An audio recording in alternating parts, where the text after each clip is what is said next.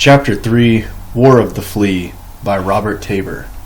Inception and evolution of an insurgency, transition to civil war, alternative solutions, the Cuban example. Let us say that a cause exists. Peaceful alternatives have been exhausted. The revolutionary organizations have come into being, perhaps only in skeletal form, but sufficient to the immediate need. Somewhere in the remotest province, which will be the most revolutionary because the most neglected and the most favorable to guerrilla action, because the most primitive and inaccessible insurrection breaks and spreads, a rebel band springs into existence, composed of armed civilians who call themselves patriots and whom the government will call bandits or communists. A government arsenal is assaulted, a police post is burned, a radio station is briefly seized, and a proclamation is issued in the name of the revolution. The hour is at hand. The people are in arms. The tyrant, or puppet, or foreigner, must go. A blow has been struck for national liberation, and the lines of battle are drawn. The aims and principles of the revolution are specified in appropriate rhetoric, with patriotic references and historical footnotes. They are just aims, worthy principles. Who would propound any others? They involve popular grievances and they strike a popular response. The towns and the countryside are abuzz with rumors. Young men and boys who have longed for the day of decision hasten to consult one another as to the role that each can or should or will play in the conflict to come. Members of the opposition parties, who have heretofore confined their intransigence to the lecture platform and the writing of editorials, now must take a position. The blow that has been struck is a catalyst, deciding new alignments and future attitudes. Who will join the rebels? Who will walk the neutral line or abandon his principles and make common cause with the oppressor? Since it is not in the nature of governments to treat with armed civilians, the insurrection must be put down, order established, and confidence restored. Already there are discrete questions being put by foreign embassies, and although these embassies want reassurance, they are not above consulting with the political opposition. They may even establish an informal liaison with the rebels, both to gain intelligence and by way of insurance. Business leaders and banks, both foreign and domestic, will be close behind, and not always so discreet. The situation, if allowed to develop, is certain to attract foreign journalists, and the rebels, perhaps insignificant in themselves from the government's point of view, will then find the platform from which to amplify their cause, and the embarrassment of the regime, 1,000-fold. The government is not concerned about the loss of a few policemen or even an arsenal, but it is terrified of the attendant publicity which casts doubts on its stability and thus on the future of the economy. Besides, who knows what other insurrections may not be brewing? Reassuring statements are issued, provincial garrisons are quietly reinforced, an expedition is sent with as little fanfare as possible to extirpate the bandits root and branch. Now is the critical time for the revolution. If the insurrection has been well timed, the terrain well chosen, and the guerrilla leaders competent and determined, the military effort will fail. The experience of scores of guerrilla campaigns in the era since World War II, indeed of the American Revolution and of the Peninsular War in Spain, 1804 to 1814, shows that it is virtually impossible to stamp out guerrillas in rural areas where they have room to maneuver and to hide, assuming that they also have the support of the rural population. Conceivably, it may be accomplished by exterminating the rural population itself, but such draconian methods failed even the Nazis in Eastern Europe, and not for scruples or lack of determination on their part. This is not to say the guerrillas can win battles. In the early stage of the insurgency, they will have no business to seek battles and every reason to shun them. Rather, the rebel strategy will be 1. To attack only when assured of success by the overwhelming superiority of firepower, position, and the element of surprise, and only in pursuit of limited objectives, such as the capture of arms, or to create a diversion from some other action, or to avoid encirclement. 2. To use the campaign as an educational tool and a propaganda weapon by disclosing the impotence of the enemy, showing that he can be defied with impunity. To proselytize among the rural population by identifying with its grievances and aspirations by putting the burden and the blame of bloodshed on the repressive government as the clear aggressor, it will necessarily become in the course of the anti-guerrilla campaign. In the beginning, only small actions in isolated sectors will be possible. Later, as the guerrillas grow stronger, they will divide their forces to take their revolutionary message into new areas and to harass the enemy on a broader scale, forcing it to extend its lines so that its defenses are weakened and small units can be reduced, one at a time. Throughout the campaign to the final stage, the rebel strategy will be to avoid a military decision until an equalization of forces has been reached and the government army can be confronted on the battlefield with clear assurance of success. At the onset, defiance will be enough. The existence of insurgency will in itself serve to discredit the government and so to advance the rebel cause. The difficulty will be to continue to make political capital of an uprising that can consist initially of only small actions. Just as the regime depends for its life on an appearance of stability and progress, so does the rebel leader depend on action as the means of asserting his intransigence and winning mass support. The guerrillas have struck their opening blow. The moment hot pursuit dies, they must turn and strike again. At the vanguard of the expeditionary force or its outposts, at a supply column, at a depot where arms can be obtained. If their clandestine organization in the towns is up to it, there will now be incidents of terrorism or of industrial sabotage to heighten the crisis. If there are atrocities in the way of reprisal on the part of the authorities, they must be well publicized. If there are martyrs, there must be big funerals, protests led by the mothers of the slain, outcries of popular indignation. Ideally, there will be a general strike. With it will come further repression, a curfew, beatings, arrests, creating further alienation of the populace from the regime, perhaps creating new martyrs, new incidents. As it becomes clear that the government can no longer maintain order and cannot suppress the insurrection, the revolutionary tide begins to rise and swell. Students join the ranks of the underground. The working class and liberal middle class elements of the towns, housewives, white-collar workers, the out political factions, the economic nationalists, idealists of one sort or another, and the disaffected of all classes, join the popular protest against persecution and the loss of civil liberties. Hunted members of the clandestine organization flee to the countryside to join the guerrillas, and peasants who have become the victims of a military campaign, it says, which is sure to claim innocent casualties, or who have fallen under suspicion for their association with the rebels, also swell the insurgent force. As it grows, it becomes capable of action over wider territory. Even more important, it becomes capable of establishing guerrilla bases in areas which the military can no longer control. With the establishment of such bases come into being a rebel government and a guerrilla economy capable of supporting the guerrilla fighters independently of raids and smuggled supplies from the towns.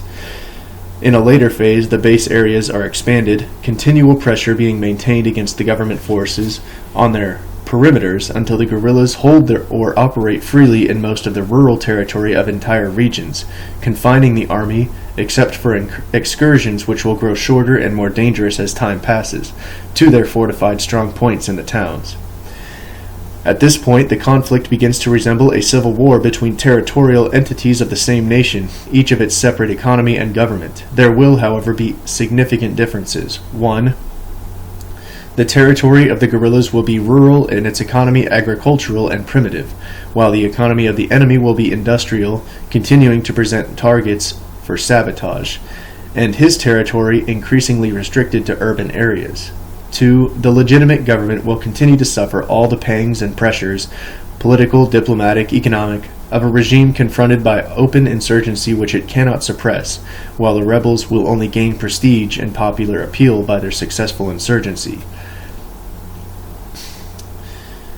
We have been discussing characteristic developments in a revolutionary situation from the start of an insurgency to the point at which a relative balance of forces is reached. The question remains as to what sort of decision will follow, military or political.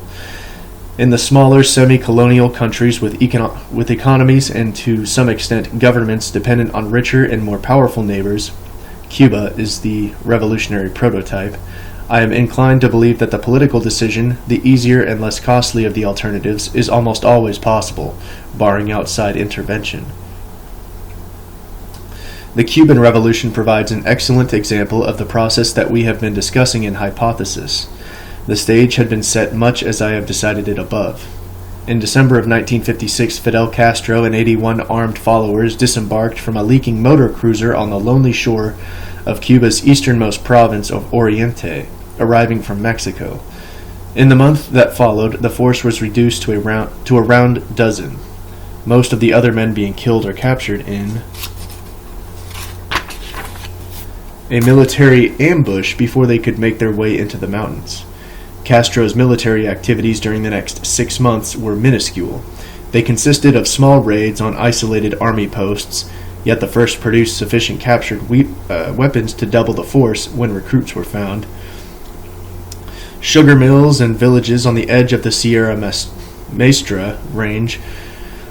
When I first met Castro in the Sierra in April of 1957, he had perhaps 100 followers. Half of these had arrived only 2 weeks before from Santiago, the provincial capital, where they had formed the bulk of his urban underground. The biggest single action of the Fidelistas during this period was an attack, May 28, 1957, on the small military outpost of Ubero, manned by about 70 soldiers. Rebel losses came to 8 dead. Military losses were put at 30.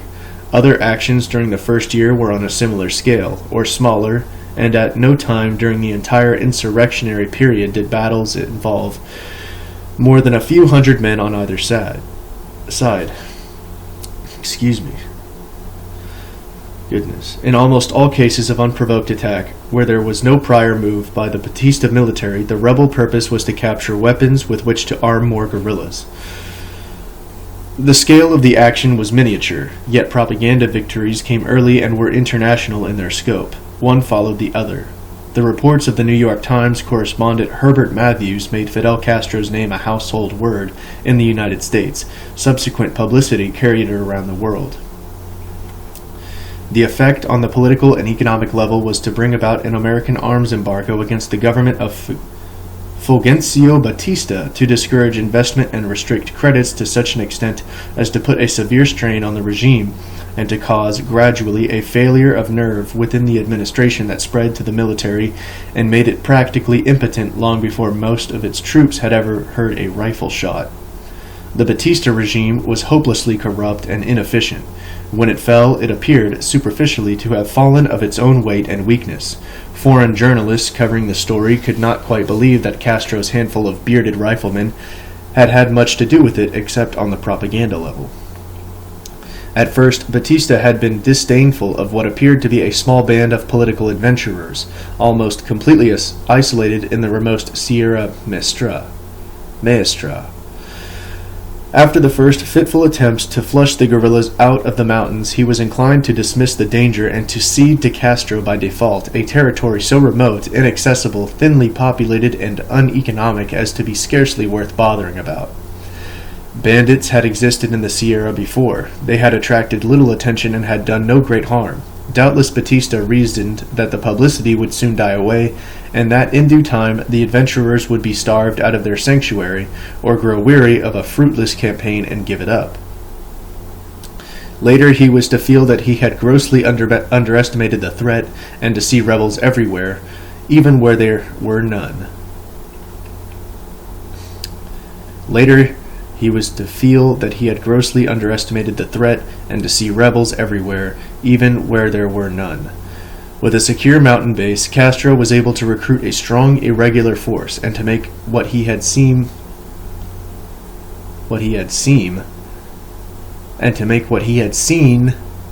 many times stronger than it actually was. Fast-moving guerrilla patrols, sometimes of only half a dozen men, managed to be everywhere at once. No army patrol was quite safe in the mountains. No outpost, sugar plantation, or village was safe in the foothills or within striking distance of them. When Castro grandiosely announced a total war in March of 1958 and warned of columns moving quickly north, east, and west toward key objectives in all parts of the island, the army reacted as to an invasion. It had no way of knowing that the columns consisted of fewer than 200 men in all, or that a so-called second front, announced at the same time, had been opened in northern Oriente by a force of no more than 65 guerrillas, their heaviest weapon a .30 caliber Browning automatic rifle. At the onset of the insurrection, Batista had sent 5,000 soldiers to the Sierra Maestra to cordon off the area and eliminate the guerrillas. My damn neighbors can't fucking walk into their fucking apartment without slamming their fucking door. Bastards. The Sierra runs more than 100 miles east and west and is to 15 to 25 miles deep. Simple arithmetic shows how impossible was the task set for the army, given a trackless terrain of precipitous and thickly wooded mountains. It would have been impossible with twice the number of troops. Aircraft were used against the guerrillas, but as Castro noted, the thick, wet woods blotted out the effects of high explosive bombs and napalm within 25 to 50 yards. These was little danger. There's all kinds of typos in here. These were little danger, even had the... That still doesn't make sense. Read it as it is. These was little danger, even had the bombardiers been accurate and the location of the guerrillas known, and neither of these ifs ever prevailed. The only damage done by the aircraft was to the thatched bohios of the mountain dwellers living in cultivated clearings. Bohios, Bohios. The Sierra quickly became the first territorio libre of the revolution, and the first year was devoted by the free-ranging guerrillas to building a rear-base economy, small shops for the fabrication of uniforms and equipment, for making crude explosive devices and for repairing arms, for canning foodstuffs and so on, and proselytizing the inhabitants of the zone. The harassment of the outlying districts and the interception of army patrols were undertaken as a matter of course. It was relatively easy because of the superior military intelligence of the guerrillas, thanks to the cooperation of the Guajiros, Guajiros. Seldom was a military patrol able to come within even a few miles of the Fidelista force without the guerrillas becoming aware of it. One of Castro's first acts on entering the Sierra had been to execute 2 bandits accused of rape and murder, so dramatically establishing a revolutionary government with a code of law which could be looked to as a stabilizing force in an area long neglected by the Havana government. The next step, important in winning a following politically and recruiting militarily, was to promulgate an agrarian reform law that conferred title on hundreds of small tenants, sharecroppers and squatters who were told that they now owned the land they tilled. Similar tactics were followed in the more densely populated, rich coffee-growing uplands of the so-called Segundo Frente, Frank Pai, opened by Raul Castro. A code of law was imposed, taxes were collected, and certain benefits, schools, hospitals, were conferred in return. Supplies were scrupulously paid for, in cash. The villagers were treated much as they would have been treated by any ordinary government, except that political indoctrination was more intense and more was demanded of them in the way of identification with the revolution and adherence to its goals. The few rural guard posts in the area were quickly eliminated, since they consisted of no more than a few men at each post. They presented no obstacle for even so small an army as that of Raul Castro, with 65 men, all of whom could be concentrated on a single objective at a time. Army columns sent into the area were ambushed as they entered, and then, after brief resistance, allowed to pass. As they returned, they were likely to be ambushed again at other points, and again permitted to pass. If pursued, the guerrillas simply withdrew into the wooded hills, dispersed, and regrouped elsewhere. When the zone was clear, they returned to the villages.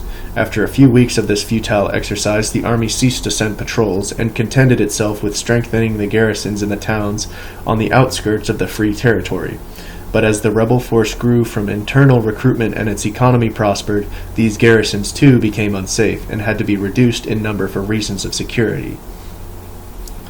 In terms both of expense and of military manpower, it became simply uneconomical for the government to attempt to hold dozens of tiny villages and farms, and to police an area several thousand square miles in extent, and so the military excursions ceased and the villages were abandoned to the rebels. The military, having the larger towns and the uneasy provincial capital to defend, In this manner, the liberated territory was gradually extended. At its expanding periphery, a no man's land was created, visited by both rebels and Batista troops, but held by neither. Slowly, bits of this neutral strip were also nibbled away, as not worth fighting for, and the free zone continued to grow. Within 3 months, the army found itself unable to protect the big American nickel and cobalt mines in Oriente's northern coast, except in daylight. For reasons of political expedience, these were permitted to continue in operation, but the rebels helped themselves to such motor transport as they were able to use, several dozen jeeps and trucks from the mines, and earth-moving equipment for building new roads and improving those that existed. A rebel guard post was actually established within a few yards of the entrance to the great United States naval base at Guantanamo Bay. When the Americans were found to be fueling Batista's military aircraft on one occasion and supplying the Air Force with rockets on another, this after an arms embargo had been declared by the United States. Oh man. Raul Castro's guerrillas promptly kidnapped 50-odd American sailors and Marines on an outing, along with their excursion bus, and simultaneously swooped down on the mining communities and a United Fruit Company experimental station to seize half a dozen executives and engineers as hostages. The resultant embarrassment to Batista was great.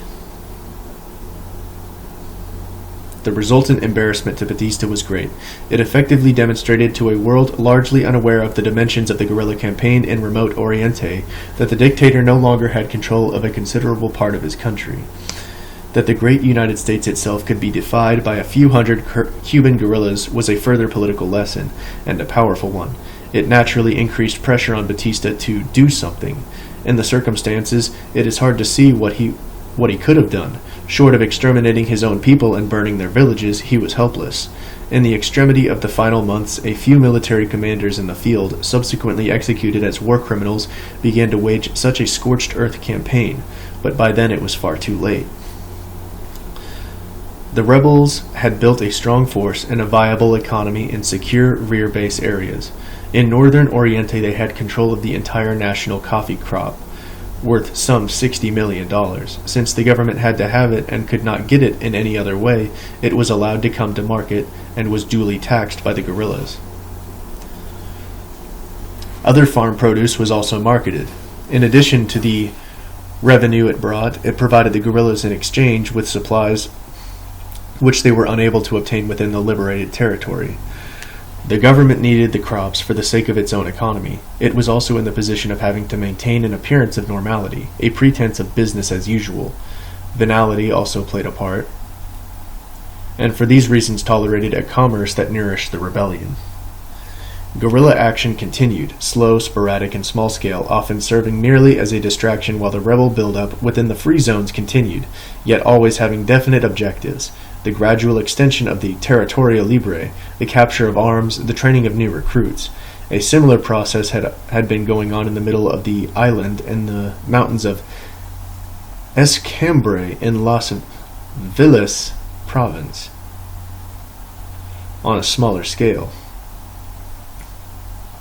In the late summer of 1958, 2 columns from the Sierra Maestra, having taken part in the defeat and capture of a regiment-sized expedition sent into the mountains in June, left the Sierra to join the rebels in the Escambre, arriving in early September. The campaign gradually intensified on both fronts.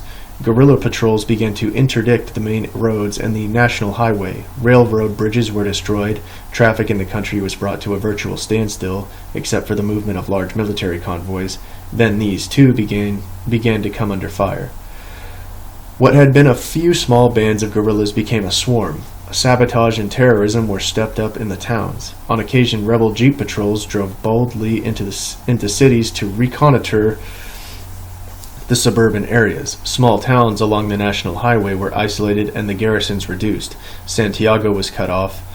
In mid-island, an armored train carrying troops to defend the city of Santa Clara was derailed and set afire, and its military passengers captured, along with a huge supply of arms, enough to supply all of the young volunteers in the city.